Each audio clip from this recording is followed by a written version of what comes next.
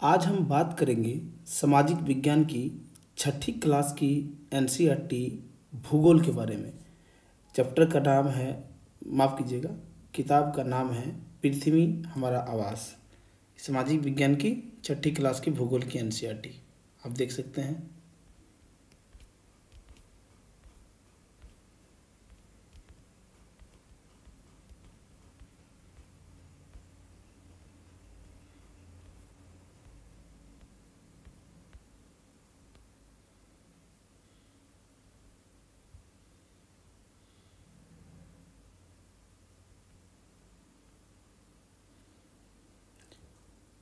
इस छठी क्लास की एनसीईआरटी में कुल 8 चैप्टर है। 8 चैप्टर में पहला चैप्टर है कि सौर मंडल में पृथ्वी। इसमें हम लोग आमतौर पे जानेंगे कि पृथ्वी, उसके ग्रह, उपग्रह, क्षुद्र ग्रह और उल्कापिंड, तारा, आकाशगंगा, ब्रह्मांड, इस सब के बारे में। और इस चैप्टर में खास बात यह है कि इतना डिटेल से बाकी और आगे की कक्षाओं में नहीं बताया जाएगा, इसीलिए इस चैप्टर को ठीक से पढ़ लेना है। तो इसके बाद जो सबसे महत्वपूर्ण जो चैप्टर मैं मानता हूँ, इसमें है आपका ग्लोब, अंशांश और देशांतर। क्योंकि इतना डिटेल से आगे किसी भी कक्षाओं में भूगोल में अंशांश और देशांतर के बारे में नहीं मिलेगा। इसीलिए मेरा मानना है कि ये सबसे इम्पोर्टेंट चैप्टर है, ग्लोब, अंशांश और देशांतर। इसको बढ़िया से कर लेना है। उसी प्रकार से पृथ्वी की गतियाँ, चूँकि परिक्रमण और परिभ्रमण दो गति जो है अपने अक्ष पर और अपने कक्षा पर जो चलता है, उसको इसमें अच्छे से बताया गया है, इसको जान लेना है। मानचित्र का कोई खास रोल इस चैप्टर में मैं नहीं बताऊंगा कि ऐसा कुछ है, खुद के लिए पढ़ने की इच्छा जरूर है, पढ़ लेना चाहिए। फिर इसमें पृथ्वी के प्रमुख परिमंडल, इसमें जलमंडल, स्थलमंडल वगैरह हम लोग पढ़ेंगे, ठीक है। उसमें जीवमंडल, तो ये महत्वपूर्ण है। फिर उसके बाद पृथ्वी के स्थल रूप देखेंगे, तो इसमें भी स्वाभाविक सी बात है कि मैदान, पर्वत, पहाड़, झील, द्वीप, इस तरह के बारे में हमको जानकारी। उसी प्रकार भारत हमारा देश जो है, इस पर हम देखेंगे कि उसके बाद हम देखते हैं कि भारत जलवायु, वनस्पति, वन्य प्राणी। तो इन सारे चैप्टरों के बारे में क्या है कि आगे की कक्षाओं में हमें इसकी जानकारी मिलेगी, लेकिन ध्यान रहे कि ये जो पृथ्वी के स्थल रूप है, ये आगे उस तरह से नहीं मिलेगा। इसीलिए ध्यान रखना है कि इस चैप्टर को भी थोड़ा ठीक से पढ़ लेना है। तो आगे चलिए हम पहले चैप्टर पर आते हैं। तो पहला चैप्टर है सौर मंडल में पृथ्वी। तो इस चैप्टर में एक्चुअली मैंने अंडरलाइन किया है, उस अंडरलाइन को ध्यान से देखना है। उन्हीं सारी चीज़ों को ध्यान से आपको या तो नोट कर लेना है, या बार बार किताब को अपने देखने के क्रम में यदि याद हो जाता है या समझ जाते हैं तो बढ़िया है। कि जैसे कि पूर्ण चंद्रमा वाली रात को पूर्णिमा कहते हैं, ठीक है ना। और जब नए चंद्रमा की जो रात्रि जो होती है, एकदम छोटे से चांद दिखता है या अंधेरा दिखता है, उसे अमावस्या कहते हैं। ये मतलब पूर्णिमा अमावस्या जान जाना है, ठीक है। उसके उसी प्रकार आगे देखना है कि सूर्य, चंद्रमा और वे वस्तुएं जो रात के समय आसमान में चमकती है, ध्यान रखिए, जो चमकती है वो क्या है, खगोलीय पिंड कहलाती है। कुछ खगोलीय पिंड बड़े आकार वाले तथा गर्म होते हैं, ये गैसों से बने होते हैं। इनके पास अपनी ऊष्मा तथा प्रकाश होता है, जिसे वे बहुत बड़ी मात्रा में उत्सर्जित करते हैं। इन्हें क्या कहते हैं, हम तारा कहते हैं। ध्यान रखना है कि इसे हम तारा कहते हैं, और सूर्य भी एक तारा है, इस बात को याद रखना है। इसके बाद अगले पेज में हम आते हैं, तो हम देखते हैं कि तारों के जो विभिन्न समूह होता है, वो विभिन्न आकृति में रहता है। उसे हम लोग नक्षत्र मंडल कहते हैं, आर्सा मेजर या बिग बेयर कहते हैं, ठीक है। उसी में से एक सप्तऋषि जो हम लोग बचपन से देखते हैं, ये देखिए आप चित्र में देख सकते हैं, 7 ताराओं का समूह जो हम लोग देखते हैं, ये ध्रुव तारा है। आगे हम इसको चर्चा करेंगे। तो प्राचीन काल में आप ध्यान रखिएगा कि प्राचीन समय में लोग रात्रि में दिशा का निर्धारण जो है ना, वो तारों की सहायता से करते थे। उत्तरी तारा उत्तर दिशा को बताता है, इसे ध्रुव तारा कहते हैं। यह आसमान में हमेशा एक ही स्थान पर रहता है। ध्रुव तारा पर यूपीएससी ने कम से कम 3 से 4 बार प्रारंभिक परीक्षा में प्रश्न पूछा है। इसी प्रकार से अन्य लोकसभा आयोग के परीक्षाओं में, प्रारंभिक परीक्षा में पूछा गया है ध्रुव तारा के बारे में। तो ध्रुव तारा को, इस 2 लाइन को अच्छे से समझ जाने पर ही आपका समाधान हो जाता है। एक तो हो गया खगोलीय पिंड हो गया। हम देखते हैं कि कुछ खगोलीय पिंडों में अपना प्रकाश और ऊष्मा नहीं होती है। वे तारों के प्रकाश से प्रकाशित होते हैं, ऐसे पिंड को ग्रह कहते हैं। ठीक है, तो ग्रह जो है जिसको इंग्लिश में प्लैनेट कहते हैं, तो ग्रह का परिभाषा समझ में आ गया कि जिसका प्रकाश और उष्मा नहीं होता है। ठीक है, ये बहुत ही महत्वपूर्ण है। उसके बाद आपको देखना है कि जैसे कि चंद्रमा है, उपग्रह है, उसके बारे में बाद में बात करेंगे। पूरे ग्रह और उसके दूरी, उसका आकार, उसका घनत्व, अपने कक्ष में पूरे कितने दिन में चक्कर लगाता है, सूर्य का कितने दिन में चक्कर लगाता है, ये पूरा डाटा इस चैप्टर में दिया हुआ है। इसको एक बार पढ़ लेना है, या किसी भी किताब में ये आपको मिल जाएगा अच्छा से। तो एनसीईआरटी चूँकि ऑथेंटिक है, इसमें त्रुटि कम होती है, इसीलिए ये ज़्यादा बेहतर है। अब उपग्रह के बारे में तो मैंने कहा कि चंद्रमा जैसे उपग्रह है, ये पृथ्वी का सहचर था, इसके चारों ओर चक्कर लगाता है। अब हम लोग बात करते हैं सौरमंडल पर। तो सौरमंडल में क्या है कि सूर्य है, उसका मैन मुखिया होता है, 8 ग्रह है, उपग्रह है तथा अन्य खगोलीय पिंड जैसे क्षुद्र ग्रह और उल्का पिंड, ये सब मिलकर सौरमंडल का निर्माण करते हैं। इसको या सौर परिवार भी हम कहते हैं। सूर्य का इसमें जो दिया है कि गर्म गैसों से बना होता है, इसका खिंचाव बल इससे सौरमंडल को बांधे रखता है। और सूर्य जो है पृथ्वी से 15 करोड़ किलोमीटर दूर है। ये सब फैक्ट जो है ये वाला पीटी में पूछता है। अब ग्रह की बात करें तो ग्रह को मैंने अभी एक चार्ट दिखाया था, अभी टिक मारा था। उस चार्ट को जितना अच्छे से याद करना है, क्योंकि खगोल विज्ञान से एक प्रश्न कम से कम यूपीएससी में हर साल आते हैं। और यदि आप बहुत बेहतर तरीके से पढ़ेंगे तो यही 6ठा क्लास का जो एनसीईआरटी है, ये आपको सक्षम बनाता है उनका उत्तर देने के लिए। और आप याद रखिएगा कि सौरमंडल में सभी 8 जो ग्रह है एक निश्चित पथ पर सूर्य का चक्कर लगाता है। उसको क्रमवार याद करने के लिए इसको याद रख लेना है। ठीक है, और वो जो चक्कर गोलाकार नहीं होता, ये कई बार प्रश्न पूछा हुआ है, तो इसको याद रखना कि दीर्घवृत्ताकार रूप में चक्कर लगाते हैं, लगभग ऐसे। ठीक है, गोलाकार नहीं होता। तो और ये जो है इसको हम लोग कक्षा बोलते हैं। ठीक है, और अब ये सब फैक्चुअल है, जैसे कि शुक्र को पृथ्वी का जुड़वा ग्रह माना जाता है, ये पीटी में पूछता है, क्योंकि इसका आकार एवं आकृति लगभग पृथ्वी के ही समान है। ठीक है, अंतर्राष्ट्रीय खगोलीय संगठन में आगे हमें पता होगा कि प्लूटो को बोना ग्रह के कारण उसको 9 ग्रहों की सूची से हटा दिया गया था। अब पृथ्वी पर बात करते हैं। सूर्य की दूरी के हिसाब से पृथ्वी तीसरा ग्रह है, आकार में यह 5वां ग्रह है, ये ध्रुवों के पास चपटी है, यही कारण कि इसे भूभाग कहा जाता है। ठीक है, इतना जान रहा है। पृथ्वी पे जीवन रहने का रहस्य क्या है कि ना तो गर्म है ना ठंडा है, पानी एवं जलवायु उपस्थित है, ऑक्सीजन मौजूद है। और ये नीले रंग की क्यों दिखाई देती है, क्योंकि ये 2/3 भाग पानी से ढकी हुई है। पृथ्वी के बारे में और भी जानकारी आपको मिलेगी तो उसमें डेफिनेटली इसको इकट्ठा कर लेना है। चंद्रमा जैसे कि हम देखते हैं कि ये पृथ्वी से 3,84,000 किलोमीटर दूरी पर है, एक पर प्रश्न पूछा चुका है पीटी में। और चंद्रमा पृथ्वी के एक चक्कर 27 दिन में लगाता है, इतने ही समय में वो खुद को अपने एक चक्कर लगाने में लगता है। ध्यान रखिए, पृथ्वी की तुलना में यहाँ पे डिफरेंट है। पृथ्वी जैसे एक सूर्य का चक्कर लगाना 365 दिन और 6 घंटा लगाता है, और अपने कक्ष में 24 घंटा में घूम जाता है। लेकिन ये चंद्रमा पृथ्वी में 27 दिन में खुद का भी और पृथ्वी का भी चक्कर लगाता है। अब क्षुद्र ग्रह और उल्का पिंड, ये दोनों जो है यूपीएससी कई बार प्रश्न पूछा है, और ये काफ़ी डिफिकल्ट टाइप का हो जाता है। इसका उत्तर हर कोई दे नहीं पाता, क्योंकि इसको पढ़ के बिना आगे लोग निकल जाते हैं। तो असंख्य छोटे पिंड जो सूर्य के चारों चक्कर लगाते हैं, ध्यान रखना, क्षुद्र ग्रह हो या उल्का पिंड, दोनों सूर्य का चक्कर लगाते हैं। तो असंख्य छोटे पिंड भी सूर्य के चक्कर लगाते हैं, जो क्षुद्र ग्रह कहते हैं। और ये देखना, ये मंगल और बृहस्पति की कक्षाओं के बीच पाए जाते हैं। ये कई बार यूपीएससी के पीटी में पूछा जा चुका है। तो क्षुद्र ग्रह जो होता है ग्रह का भाग होता है, जो कि बहुत वर्ष पहले विस्फोट के बाद उससे अलग हो गया था, ऐसा माना जाता है वैज्ञानिकों के द्वारा। और उल्का पिंड भी सूर्य का चक्कर लगाने वाले छोटे छोटे टुकड़े होते हैं। ठीक है, इसको उल्का पिंड कहते हैं। पृथ्वी पर कभी गिरता है तो क्या होता है कि घर्षण के कारण गर्म होकर जल जाता है, जिससे चमकदार प्रकाश उत्पन्न होता है। कभी कि बिना घर्षण से, बिना गर्म हुए भी गिर सकता है, जैसे गड्ढे, बड़े बड़े बड़े गड्ढे हो सकते हैं।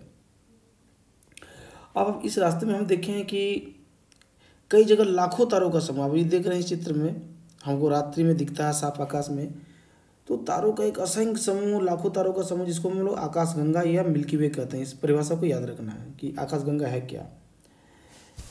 और आकाश गंगा जो है वास्तव में करोड़ों तारों, बादलों, गैसों की एक प्रणाली है। ठीक है, मतलब कहा जाए तो लाखों आकाश गंगाएं मिलकर ब्रह्मांड का निर्माण करती है। आपको एक नीचे एक चित्र मिलेगा, ये बहुत अच्छा समझ में कि जैसे आप अभी खुद को कल्पना कीजिए कि आप जहाँ हैं वो क्या है, पृथ्वी में है। पृथ्वी कहाँ है ना, सूर्य के नेतृत्व में सौरमंडल के अंतर्गत है। सौरमंडल कहाँ है ना, वो एक आकाशगंगा का भाग है। ठीक है, और आकाशगंगा क्या है ना, एक ब्रह्मांड का भाग है। मतलब कई लाखों आकाशगंगा हैं जो ब्रह्मांड का भाग है। तो इसको इस तरह से समझ जाना है। अगला चैप्टर हम आते हैं,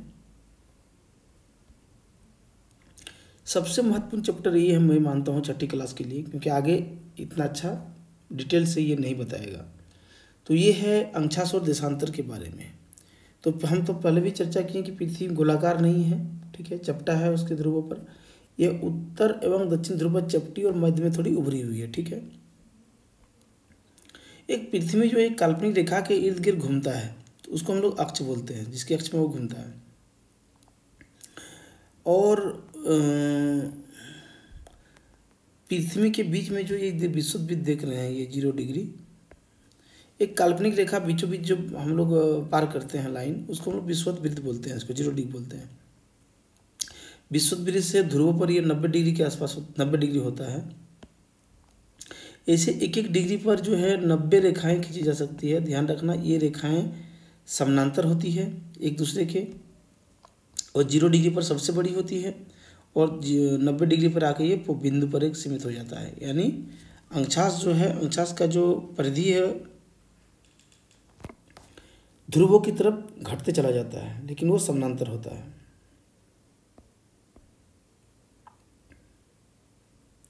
इस आप चित्र को समझ जाएं तो आपको पूरे भूगोल में इससे बेहतरीन आपको नहीं मिलने वाला है समझ, क्योंकि इसमें इस चित्र को ये समझ गए हैं 0 डिग्री, 23.5 डिग्री कर्क रेखा और ये 7 डिग्री मकर रेखा, ये आपका हो गया उत्तरी शीतोष्ण कटिबंध हो गया, दक्षिणी शीतोष्ण कटिबंध हो गया 66.5 डिग्री पर। और इनके बाद आपको देखते हैं कि इसको अच्छे से समझ जाने पर आपको दाब कटिबंध, ताप कटिबंध, इससे वर्षा, मिट्टी, जलवायु और तापमान, बहुत सारे चीज़ों के बारे में, रहन सहन, संस्कृति और वनस्पति, आप इस चित्र को यदि अच्छा समझ जाएंगे, आगे की कक्षाओं में हालांकि विस्तार से रहेगा, तो आप बहुत अच्छा से भूगोल को समझ सकते हैं। अब बात है कि पृथ्वी के हम ताप कटिबंध पढ़ते हैं, तभी तो हम लोग देखिए कि उष्ण कटिबंध था, एक शीतोष्ण कटिबंध था और एक शीत कटिबंध था। क्योंकि शीतोष्ण कटिबंध में क्या है कि तापमान मध्यम रहता है, उष्ण में सबसे ज़्यादा तापमान सूर्य सीधे पड़ता है, और शीत कटिबंध में क्या कि बर्फ की चादर की जमी रहती है, इसलिए शीत कटिबंध बोलते हैं उसको। अब देशांतर हम देखते हैं कि देशांतर क्या है, तो ये देख रहे हैं देशांतर, ये जैसे 0 डिग्री है तो इसके अपोजिट जो जाएगी वो 180 डिग्री होगी। इसके बाद 0 degree, 15 degree, 30 degree, 45 degree, 60 degree, 75 degree, 90 degree, इस तरह से जाता है। ध्यान रखना कि 30 डिग्री है तो इसकी अपोजिट लाइन जो घूमेगी, एक रिंग बनेगी, तो उससे 90 जोड़ देना, वो 120 डिग्री होगी। माने जैसे कि 60 डिग्री है तो 90 जोड़ दीजिए तो 150 डिग्री पे यहाँ पर होगी। तो इस तरह से देशांतर रेखाएं भी जो है 90 देशांतर रेखाएं हो सकती है। ठीक है, और जो उसके अपोजिट होने के कारण 180 हो जाएगी। और ध्यान रखना कि देशांतर रेखाएं जो एक होती है, मैंने अभी जैसे बताया कि जैसे कि ये 0 डिग्री है तो एक अर्धवृत्तीय हुआ, पूरा सर्किल नहीं घुमा, जब वो आगे घूमेगा तो 180 डिग्री हो जाएगा उस साइड। तो अभी अंशांश हम लोग एक पढ़ रहे थे कि वो सर्किल होता है, लेकिन देशांतर क्या होता है कि एक अर्धवृत्त होता है, उनके बीच की दूरी ध्रुवों की तरफ बढ़ने पर घटती जाती है। आप ये देख रहे हैं कि 2 देशांतरों के बीच की दूरी, से ये लीजिए, ये लीजिए, ये सबसे ज़्यादा चौड़ा जो होगा डिस्टेंस 0 डिग्री के आसपास होगा, लेकिन जैसे ध्रुव की ओर बढ़ेंगे हम तो इनके 2 देशांतरों के बीच की दूरी घटते घटते 0 पर आ जाएगी।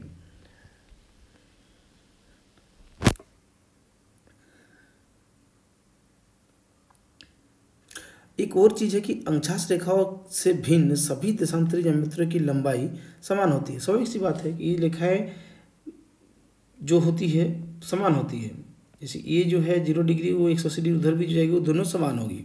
ठीक है, ये 0 डिग्री जो लंदन के आसपास गई है, लंदन का एक ग्रीनिच जगह है, इसी को अंतर्राष्ट्रीय मानक समय भी यहीं से हम लोग ये करते हैं 0 डिग्री को। तो इसके पूर्वी वाला भाग को पूर्वी गोलार्ध और इसके पश्चिमी भाग को पश्चिमी गोलार्ध बोलते हैं। उसी प्रकार 0 डिग्री जो विषुववृत्त है, उसके आगे उत्तरी गोलार्ध और नीचे दक्षिणी गोलार्ध हम लोग बोलते हैं। ये सब आपको जान जाना है। देखिए, देशांतर का सबसे महत्वपूर्ण उपयोग और सबसे जो इम्पोर्टेंट चीज़ है वो है समय के साथ, यानी समय को निर्धारण में देशांतर का बहुत बड़ा योगदान है।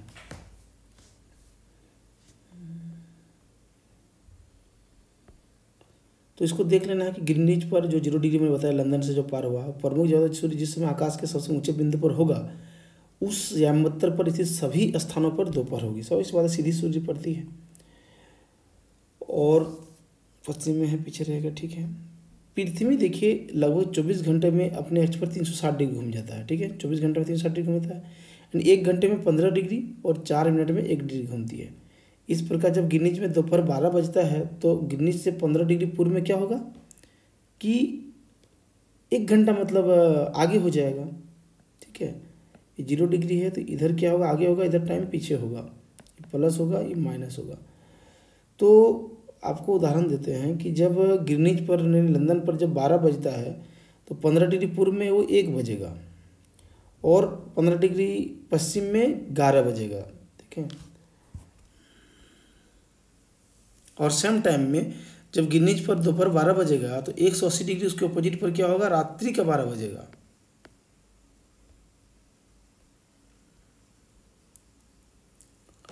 अब भारत में क्या है कि गुजरात के द्वारका है या असम के डिब्रूगढ़, दोनों के बीच लगभग 1 घंटा 45 मिनट का अंतर होना चाहिए, क्योंकि भारत का जो देशांतरी विस्तार है 68 डिग्री लगभग से लेकर 97 डिग्री पूर्व तक है, और भारत का ज्यामिति उसके बीचों बीच ठीक हम लोग 82 डिग्री पूर्व जो इलाहाबाद के आसपास से गई है पार हुआ है, ये भारतीय मानक समय है। ठीक है, तो हम लोग इस जगह से टाइम का निर्धारण करते हैं, क्योंकि नहीं तो फिर हर जगह अलग अलग समय हो जाएगा। इसको हम लोग भारतीय मानक समय भी बोलते हैं। और भारतीय मानक समय जो है चूँकि 82.5 डिग्री है, तो 0 डिग्री से आप 82.5 डिग्री देख लीजिए, 15 × 5 = 75 और 7.5। ठीक है, 7.5 डिग्री, तो यानी लगभग 5 घंटा 30 मिनट आगे भारत का समय होता है। यानी लंदन में जब 12 बजेगा तो भारत में क्या बजेगा, 5:30 बजेगा, सॉरी 7:30 बजेगा।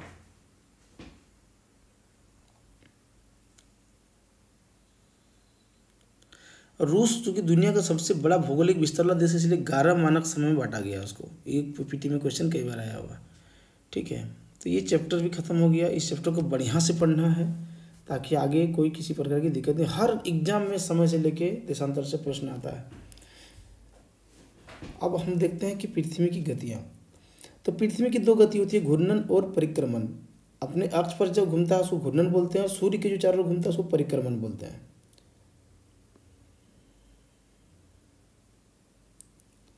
पृथ्वी का जो अक्ष है वो सारा 66 डिग्री बनाती है। ध्यान रखिए, एक मैं आपको समझा रहा हूँ।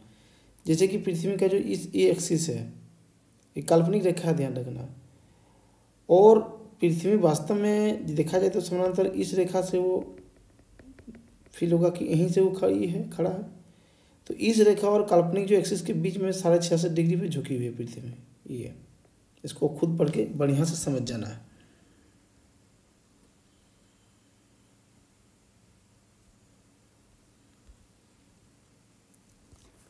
ये प्रश्न पीटी में पूछा गया है कि अगर पृथ्वी घूर्णन नहीं करे तो क्या होगा। पृथ्वी के भाग में हमेशा दिन होगा, जिसके कारण उस भाग में गर्मी पड़ेगी, दूसरे भाग में समय अंधेरा रहेगा, पूरे समय ठंड रहेगा, जीवन संभव नहीं हो पाएगा। ठीक है, और पृथ्वी जो अपना परिक्रमण कितना है कि 365 दिन और 1/4 यानी 6 घंटे। ठीक है, तो ये तो हमने अभी चर्चा किया था। और ये चैप्टर देखिए, ये बहुत ही महत्वपूर्ण है। ये बहुत ही इम्पोर्टेंट है। इस चीज़ को यदि समझ गए तो एक प्रश्न बनता है प्रीलिम्स के लिए। तो आगे है कि जो मैंने अंडरलाइन किया है वो महत्वपूर्ण है, उस चीज़ पर फोकस करना है। और मुझे लगता है कि 10% भी ऐसा अंडरलाइन नहीं होगा, तो उस चीज़ को आपको कर लेना है बढ़िया से।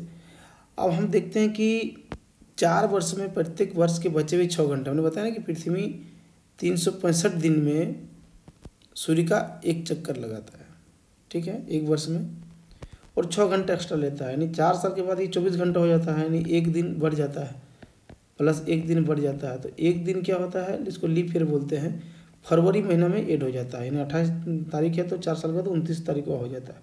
ध्यान रहे कि 2020 में फरवरी 29 था, तो अब 2024 में फिर लीप ईयर होगा, यानी फरवरी 29 तारीख का होगा। याद रखिए हमेशा सम होता है।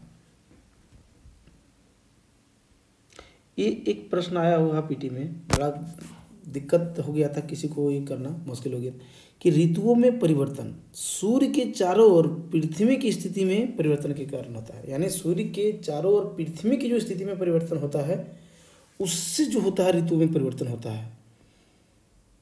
ये प्रीलिम्स में हाल ही में यूपीएससी में क्वेश्चन आ चुका है। अभी जो एक बड़ा सा हमने आपको दिखाया कि 4 भागों में पृथ्वी कैसे की जाती है, उसको इसमें दिखाया गया है 21 जून को, है ना।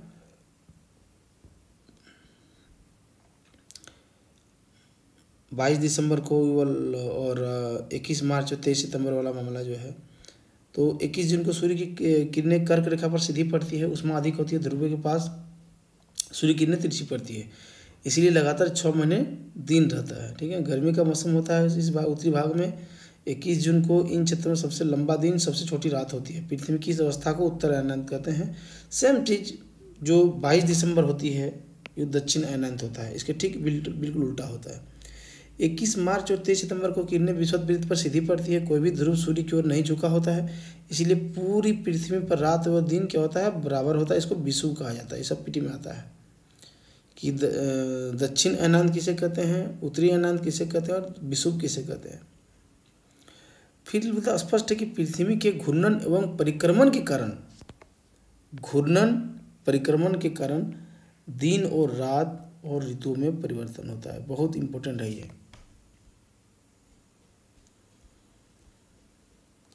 मानचित्र में मैं कुछ खास नहीं कहूँगा, ये आपके खुद के लिए यदि पढ़ के कुछ ज्ञान हासिल होता है तो ये अच्छा होगा कि आपको अपने नॉलेज के लिए, भूगोल को समझने के लिए प्रतीक वगैरह क्या है, खाका, सब आपको फायदा होगा। अब पृथ्वी के परिमंडल पर आते हैं, तो पृथ्वी का ठोस भाग जिस पर हम रहते हैं उसे भूमंडल कहा जाता है, ठीक है। और गैस की परतें जो पृथ्वी को चारों ओर से घेरती है उसे हम लोग वायुमंडल कहते हैं। और उसी प्रकार पृथ्वी के बहुत बड़े भाग पर जल पाए तो उसको क्या बोलते हैं, जलमंडल बोलते हैं। और एक जीवमंडल होता है, मतलब ये पृथ्वी का वो एक सीमित भाग है जहाँ स्थल, जल और हवा एक साथ मिलते हैं और जहाँ सभी प्रकार के जीवन पाए जाते हैं, ठीक है। अब हम भूमंडल की बात करते हैं। तो भूमंडल में जो महत्वपूर्ण बातें हैं कि पृथ्वी की सतह को 2 भागों में बांटा जा सकता है। इसमें स्थल विभाग को महाद्वीप बोलते हैं और जलाशयों को महासागरीय बेसिन कहते हैं।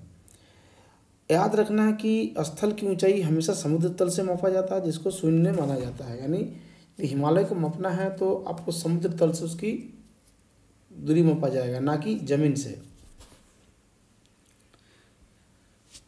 विश्व का सबसे ऊंचा शिखर माउंट एवरेस्ट समुद्र तल से 8,848 मीटर ऊंचा है। विश्व का सबसे गहरा जो प्रशांत महासागर का मैरियाना गर्त है वो 11,022 मीटर है, यानी 11 किलोमीटर से ज़्यादा।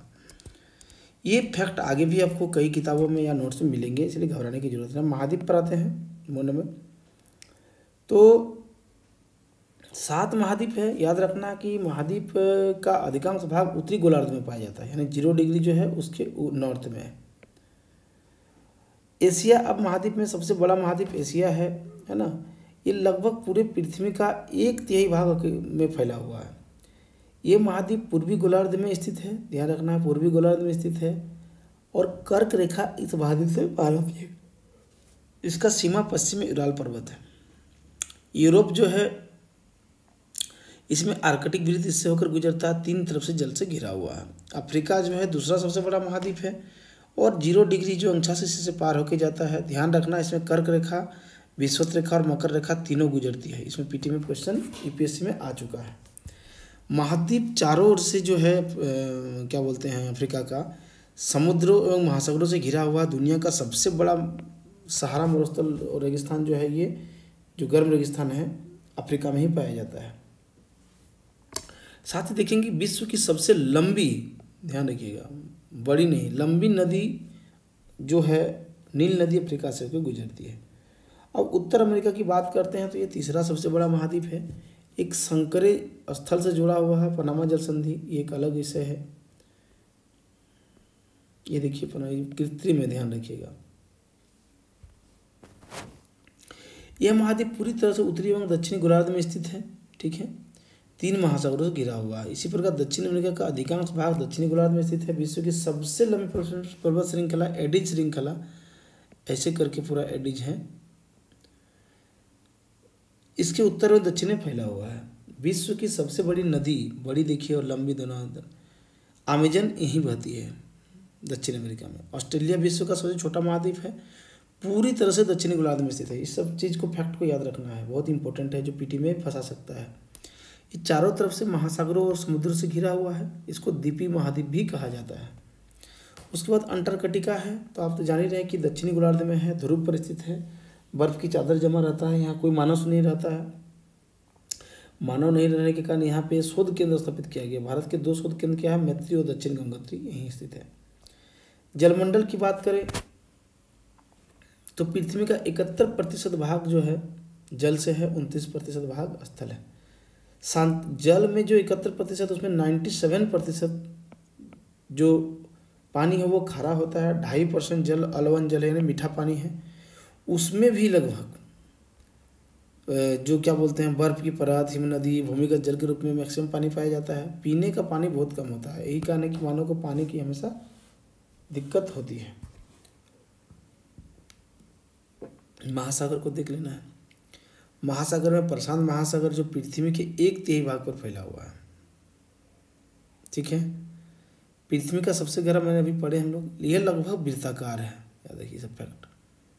अटलांटिक महासागर एस अक्षर में है, इस पीटी में कई बार पूछा गया है। तट रेखा बहुत अधिक दंतुरित है, मतलब फ्योर्ड जिसको बोलते हैं, टूटा फूटा, और इसके कारण से क्या है, यहाँ पीटी में क्वेश्चन पूछा जा चुका है। दंतुरित तटरेखा होने का नहीं, प्राकृतिक पदाश्रय और पतनों के लिए आदर्श स्थिति है। हिंद महासागर, उसके बाद हम देखते हैं कि भारत के नाम से किया गया, ये त्रिभुजाकार है। उसके बाद अंटार्कटिका, उसके बाद आर्कटिक। अब हम वायुमंडल पर बात करते हैं तो हमारी पृथ्वी चारों ओर से गैस की परतों से घिरी हुई है, जिसे वायुमंडल कहा जाता है, ठीक है, हम लोग पढ़े थे। वायुमंडल कहाँ तक फैला हुआ, 1600 किलोमीटर की ऊंचाई तक फैला हुआ है। ये 5 परतों में क्षोभमंडल, समतापमंडल, मध्यमंडल, आर्यमंडल, वायुमंडल, इसको आगे की कक्षा में विस्तार से पढ़ेंगे। ये सब सारा आगे की कक्षा में आपको मिलेगा।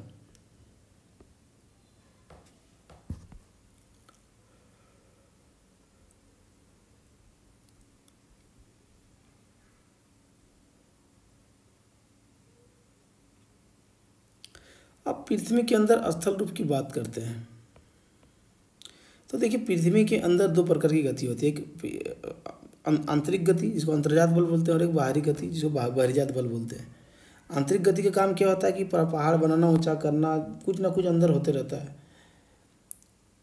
और बाह्य के रूप में क्या होता है कि जो ऊंचाई है या जो स्थल जो बनता है, उसको अपरदन निक्षेपण के माध्यम से क्या करता है, अपरदन के माध्यम से क्या करता है, उसको समतल बनाना काम करता है। ये एक लंबा विषय है, आगे भी हम लोग इसको पढ़ेंगे। आप देखते हैं कि पृथ्वी के स्थल रूप में पर्वत है, ठीक है, इसको पढ़ लेना है कि पर्वत शिखर छोटा तथा आधार चौड़ा होता है, ये वगैरह वगैरह। पर्वत 3 प्रकार के होते हैं। चूँकि ये जो परिभाषाएं हैं छोटे स्तर पर आगे की कक्षाओं में नहीं मिलेगा, इसीलिए इसे जान लेना है अपने ये के लिए कि जैसे पर्वत 3 प्रकार के होते हैं, बलित पर्वत, भ्रंशोत्तर पर्वत और ज्वालामुखी। बलित पर्वत को हम जान ही रहे हैं, जैसे कि दुनिया का सबसे पुराना अरावली है, अल्पेशियन है, इराल पर्वत है, ये बलित पर्वत का उदाहरण है। भ्रंशोत्तर पर्वत क्या है कि जब बहुत बड़ा भाग टूट जाता है तो ऊर्ध्वाधर रूप में विस्थापित, मतलब मान लीजिए एक जमीन है और 2 तरफ से गिर जाए और बीच में ऊंचा हो जाए तो उसको भ्रंशोत्तर पर्वत बोलते हैं। और इसका उदाहरण यूरोप की राइन घाटी और बास्टिसस पर्वत है। ज्वालामुखी पर्वत तो आप जान रहे हैं कि ये ज्वालामुखी क्रिया के कारण बनता है। अफ्रीका का माउंट किलिमंजारो जो है, जापान का फिजमा जो है, इस पर्वत का उदाहरण है। पर्वत बहुत लाभदायक होता है, आप पढ़िए इसको आराम से। पठार जो है उठी हुई वह सपाट भूमि होती है, मेज के समान होती है। दुनिया का सबसे बड़ा पठार तिब्बत का पठार है। भारत में दक्कन के पठार पुराने पठारों में से एक है। ठीक है, ये 4000 से 6000 मीटर तक ऊंचा है जो तिब्बत का पठार है। ये खनिजों से प्रचुर होता है। अफ्रीका का पठार सोना और हीरो के लिए प्रख्यात है। भारत का छोटा नागपुर लोहा, कोयला और मैग्नीज के लिए प्रख्यात है। यहाँ जलप्रपात होते हैं, है ना। जैसे उदाहरण के लिए स्वर्णरेखा नदी पर जो झारखंड में हुंडू जलप्रपात, कर्नाटक में जोग जलप्रपात, है ना। ये काली मिट्टी से प्रचुरता में होती है जो बहुत उपजाऊ होती है। ठीक है, मैदान एक समतल भाग होता है, वो 200 मीटर से अधिक ऊंचे नहीं होते हैं ये। ठीक है, स्वाभाविक सी बात है कि स्थल रूप से ही लोगों का जीवन यापन और संस्कृति का विकास होता है। इसको आपको पढ़ लेना है। अब 7वें नंबर पर हम देखते हैं कि हमारा देश भारत। तो भारत जो है एक भौगोलिक विस्तार वाला देश है, बहुत बड़ा देश है। क्षेत्रफल 32.8 लाख वर्ग किलोमीटर है। एक बार पीटी में आ चुका है। वो कश्मीर से कन्याकुमारी तक है, उत्तर से दक्षिण विस्तार है, और पूर्व से पश्चिम तक जानी रहे, अरुणाचल से गुजरात तक है। और उत्तर से दक्षिण इसका 3200 किलोमीटर दूर है, और पूर्व से पश्चिम 2900 किलोमीटर है। स्थिति हमने अभी देखा था कि कर्क रेखा देश के लगभग मध्य भाग से गुजरती है। भारत का अंशासी विस्तार 8 डिग्री 4 मिनट उत्तर से 37 डिग्री 6 मिनट उत्तरी अक्षांश के बीच में है, और देशांतरी विस्तार 68 डिग्री 7 मिनट पूर्व से लेकर के 97 डिग्री 25 मिनट पूर्व के बीच में है। ध्यान रखें, दोनों के बीच में लगभग अंशासी विस्तार और देशांतरी विस्तार लगभग 30 डिग्री के लगभग बराबर में भारत की एक अनोखा स्थिति है। आप दोनों को देख लीजिए। आगे हम लोग अभी उसमें देशांतर और समय पढ़े थे कि प्रत्येक 1 डिग्री देशांतर के लिए स्थानीय समय 4 मिनट का अंतर होता है। तो उस हिसाब से देखा जाए तो भारत में लगभग 120 मिनट, लगभग 2 घंटे के अंतर हो जाएंगे, क्योंकि 30 डिग्री लगभग देशांतर का अंतर है भारत में पूर्व और पश्चिम से। भारत और पड़ोसी देश तो आगे हम पढ़ते रहेंगे। राजनीतिक प्रश्न में ये राज्य घट गया है, केंद्र शासित प्रदेश बढ़ गया है, आपको पढ़ना है। भौतिक विभाजन में हिमालय के विभाजन आगे की कक्षाओं में बहुत अच्छा से पढ़ेंगे हम लोग। मरुस्थल पठार ये आगे बहुत है पढ़ने का, विस्तार से पढ़ेंगे।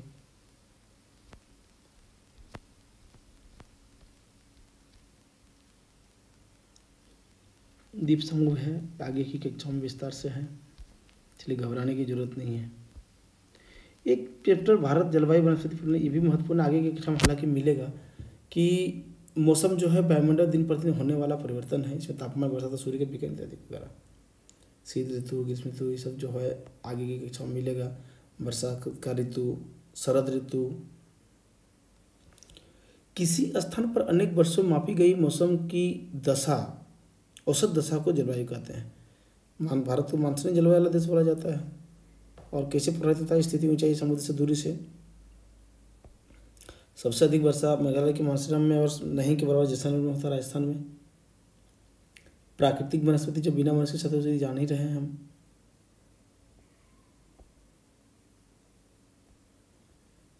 वन क्यों आवश्यकता जान ही रहे हैं कि पेड़ पौधे ऑक्सीजन छोड़ते हैं जिसे हम सांस के रूप में लेते हैं, और कार्बन डाइऑक्साइड को ग्रहण करता है जिसको हम लोग छोड़ते हैं। जड़े को मिट्टी बांध के रखती है। इस तरह के ईंधन, लकड़ी, चारा, जड़ी बूटी, लाख, शहद, गोंद की बहुत सारा लाभ हमें देता है। वनों के उपयोग के बारे में, राष्ट्रीय पशु, राष्ट्रीय पक्षी हो गया। और इस प्रकार से ये चैप्टर समाप्त होता है। ध्यान रहे कि इसमें इस 6ठी क्लास को आप मात्र 4-5 घंटे में समाप्त कर सकते हैं। और जो अंडरलाइन किया हुआ है वो बहुत ही मात्र, हमको लगता है कि 4-5% भी टोटल जो 70-80 पेज है उसमें से यदि लिखा जाए तो ये मुश्किल से 4-5 पेज में लिखा जा सकता है। या यदि आपको ये अंडरलाइन करके बेहतर तरीके से याद कर सकते हैं तो मेरे हिसाब से वो आपके लिए ज़्यादा बेहतर होगा। चलिए, थैंक यू, धन्यवाद।